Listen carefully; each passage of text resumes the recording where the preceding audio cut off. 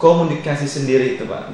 Biasanya ini pembajak ini komunikasi ke pemilik kapal atau ke negara sih sebenarnya? Ya, para pembajak akan berkomunikasi dengan siapa saja ya. Yang bisa dihubungi. Dia akan melakukan perang psikologis termasuk kepada kami, para pembajak maupun awak kapalnya akan menelepon setiap saat. Kemudian juga pembajak akan menghubungi setiap keluarga, anggota keluarga, menghadapi perusahaan, kemudian menghubungi pemerintah. Yang dilakukan oleh pembajak adalah menjadikan para pelaut sebagai alat untuk perang psikologis ya. Karena buat para pembajak sih membunuh pelaut ataupun tidak ada gunanya ya. Dari pengalaman Bapak, pernah nggak Bapak melewati jalur itu Pak? Ya, sebelum di Somalia, sebelum ada pembajak sih sering ya. Oke. Itu suasana dan kondisi di sana tuh seperti apa sih Pak? Ya, satu, kalau kita mau melewati Somalia ada yang disebut Pulau Socotra ya, di Laut Arab ini ya, itu disebut sebagai kuburan pelaut ya, kuburan kapal ya. Karena ombaknya sangat besar sekali, terutama dalam musim monsun ya, bahwa ombaknya sangat besar. Demikian pun Somalia adalah negara yang langsung menghadap ke Laut Arab ya, sehingga arus maupun ombaknya besar ya. Sehingga kalau kita mengatakan bahwa kapal bila kita di sana berlabuh pun kita merasa sudah di wilayah di lautan yang bergelombang ya. Oleh karena itu juga keadaan kru juga melewati alamnya sangat sulit ya.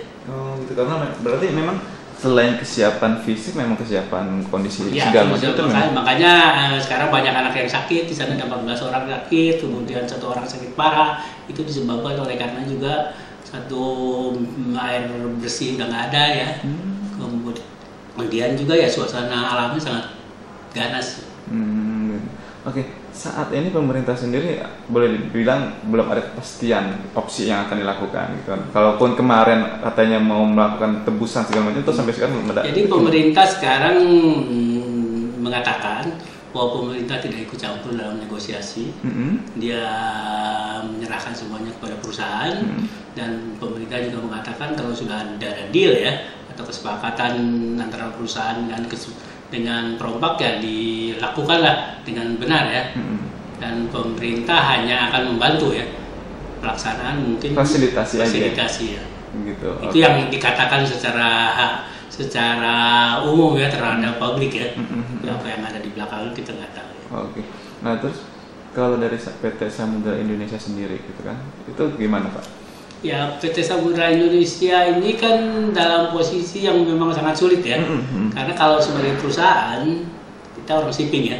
Shipping itu hitungannya detik per detik ya. Delay dari suatu kapal harus dihindarkan ya. Karena satu hari kapal akan, kalau seperti kapal Sinar Kudus ini kira-kira $12.000 per hari biaya operasionalnya. Kemudian dia akan dihitung kalau kapal delay kan dia juga kehilangan kepercayaan dari orang yang punya barang. Kemudian barang yang di atas kapalnya juga bukan barang murah ya, ada 1,5 triliun rupiah ya. Dan kalau suatu perusahaan pelayaran kehilangan kepercayaan dari konsumen, akibatnya juga terhadap kapal yang lain ya.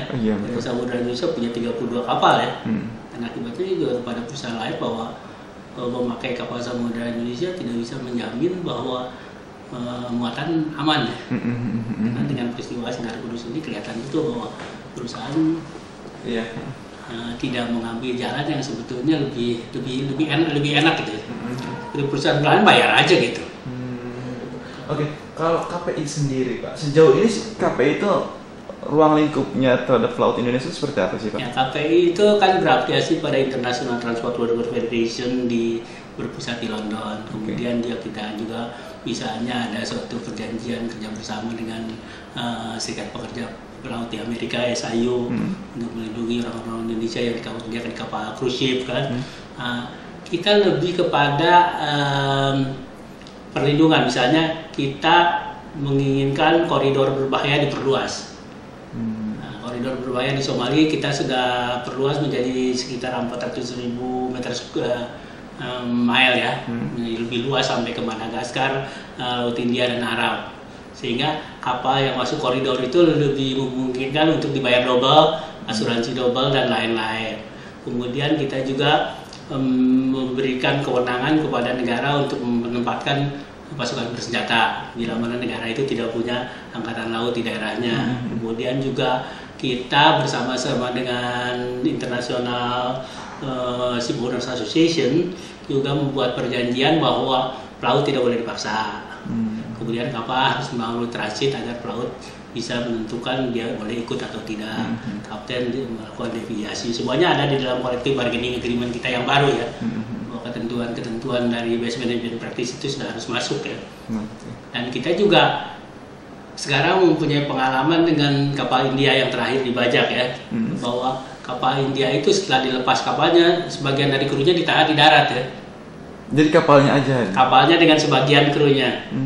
Ada 10 orang yang ditahan untuk dibarter dengan orang-orang India, orang-orang Somalia yang ditahan oleh kapal-kapal angkatan laut India.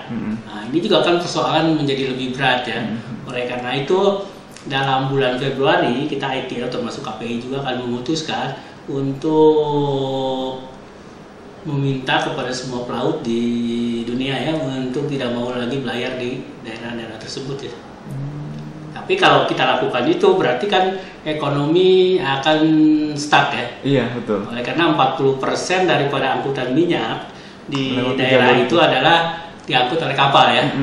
Dan kalau ini terjadi, maka ekonomi dunia akan rusak ya. Nah, ini pun kita tidak mau ya. Gitu, oke. Terus seluruh pelaut di Indonesia itu memang terdaftar di KPI? Anggota KPI tidak semua pelaut ya, kita hanya anggota 35.000, tapi rata-rata bekerja di kapal asing di luar negeri ya. Anggota-anggota saya yang bekerja di kapal asing tidak mempunyai masalah karena base management practice semua ketentuan dilakukan ya.